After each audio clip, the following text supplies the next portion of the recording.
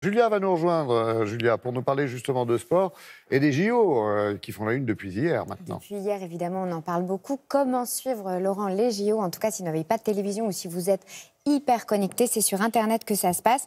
Et ça se passe bien sur le site de France TV Sport qui vous propose un direct 24 heures sur 24 pour les JO. Alors, c'est très simple. Vous avez l'actualité, vous avez le calendrier, les résultats, vous avez les interviews des sportifs. Vous choisissez votre jour, vous choisissez votre discipline et vous avez absolument tout en replay ou en direct. Donc, c'est le site à suivre. Alors, qu'est-ce qui a fait l'actu des JO avant même qu'ils démarrent? Eh bien, c'est cette jeune femme, une activiste qui fait le tour des réseaux sociaux depuis quelques jours parce qu'elle s'est promenée en sous-vêtements blancs devant toutes les entrées des lieux officiels des JO. Il fait -16, une activiste de l'Association internationale de défense des animaux, PETA, qui a donc bravé le froid et manifesté nue contre le port de la fourrure. Ça se fait régulièrement dans les manifestations sportives.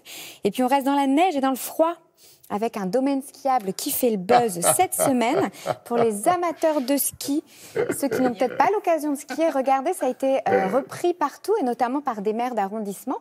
Le domaine skiable de Paris cette semaine. Plan des stations de ski, vous voyez, regardez, vert, Jardin du Luxembourg, Tuileries. Si vous êtes très calé, que vous avez un super bon niveau, c'est à Montmartre que ça se passe. Butte aux Cailles pour les lignes bleues et Butte Chaumont pour le niveau des pistes rouges. Quel sérieux et quel humour, Julia. Effectivement, comme le dit Patrice, les Pyrénées sont très bien nommées. Hein.